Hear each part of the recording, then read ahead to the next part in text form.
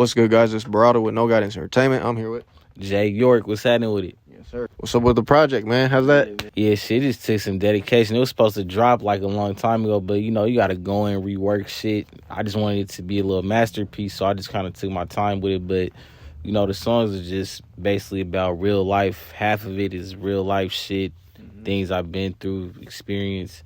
Couple songs on there just for the partying, for the club type shit. So just giving them half and half. Some real shit and then some popping shit. So I got you. I'll go. Yep. After this project, I know you're talking about another project, music videos. We're just talking about merch. I mean, you want to tell the fans about that? Yeah, hell yeah, shit. Probably just thinking about some merch, just paying attention more to the business side going forward. Trying to do merch.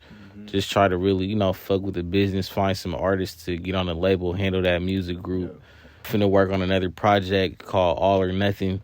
But again, it's probably gonna take some time. Probably drop that next year towards the end of the year. Just keep dropping singles and shit. I'm finna drop another video off the tape. Already dropped 2.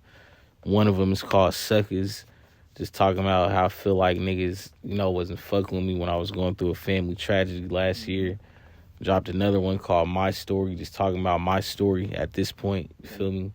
So I'm finna drop another video to Do Your Dance. That one's more popping, fun for the summer and shit, so just more music, more business, keeping this shit going. Growing up, what kind of music did you listen to? It was a lot of E40, a lot of Too Short, Richie Rich, just a lot of Bay Area shit, California shit.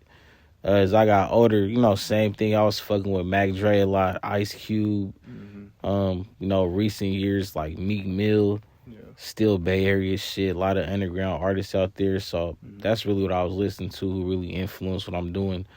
Think Meek Mill, Nipsey Hussle was the big influence, just based on the intro on my song. Now I want to have an intro for every project. Turn shit up. So. No, I feel like they both did a filthy job on. When you listen to the album, you're like, okay, it's starting hella filthy and shit. You're like, oh, let me tap into this shit for you. Hell yeah. So just fucking with them. Just not trying to copy what they do, but just take bits and pieces. Just kind of be influenced a little bit. So I got you. 7 tracks. Should have been. I wanted it to be a little longer, but I downsized it. I just wanted it to be like the kind of perfect project. I didn't want no holes in it. It was gonna be like 10 songs, but I was like, nah, let me just give them 7 tracks of that real shit. Make them want some more, so they can anticipate the next one. So, got you. Let's talk about routine for the studio, because you're, I would say, a really consistent. When it comes to recording, you're consistent with what you're gonna do. You pull up, you have the beats, and you have you already have the verse written, and you already know what you're doing, damn near, So, what's the behind the scenes for that? Like, do you do that during the day? Is that some shit that you already have on the back burner, or like what's that? Man, I just try to record my shit like a couple days before. Because you want to rehearse it, too. You want to know how it's going to sound. Like, if I'm waiting till the day of to write, then I try to come here and just, I'm saying it out loud for the first time. This is just going to make the session go longer and, having to do retakes over and over. So I try to just already be prepared like a week ahead of time, rehearse my shit. So then I come in and just get to it and clean it up real quick, So I just try to always be prepared.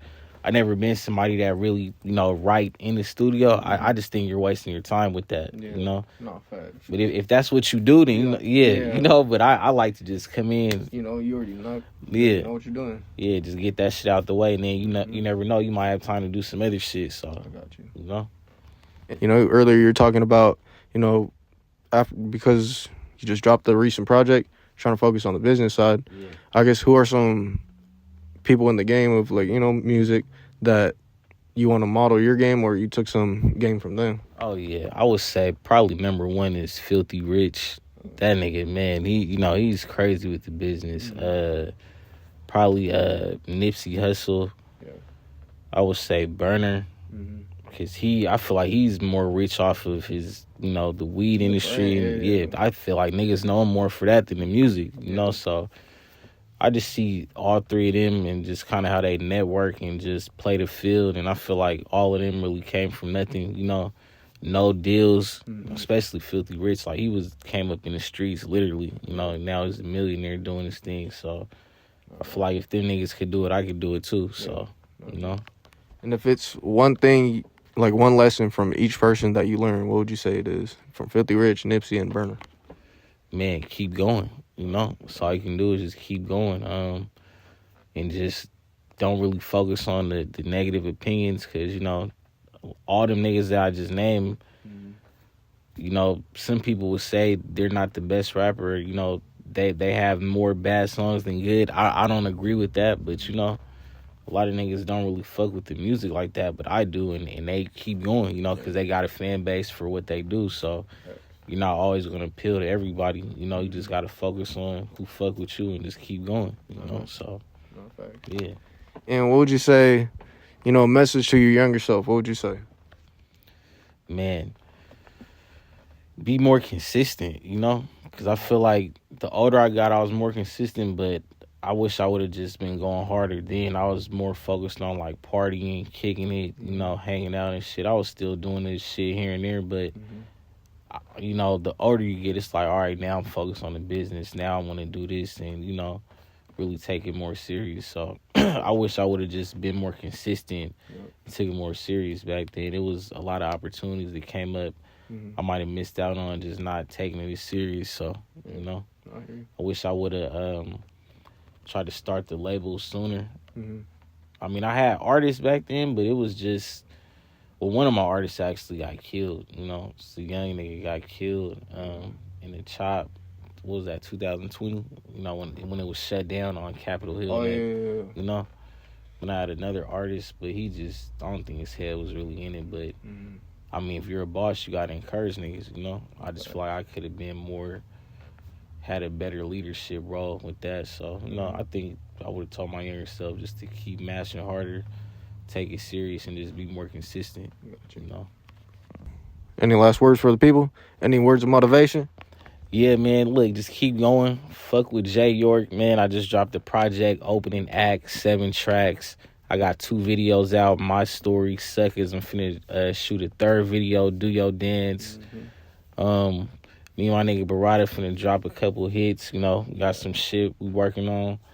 Another project, All or Nothing, coming soon. Finna just be dropping singles in between there. Do a couple shows. So yeah, we just working, man. Fuck with me, you know. If you need a feature, tap in. Business side, we got shit coming. Try to get some merch going. Just, you know, get the label up and running, get some artists popping. So yeah, you know, we out here just working. Feel me? Shoot. Make sure you guys tap in with J Art. It's No Guidance Entertainment. Till next time, catch you guys. Peace.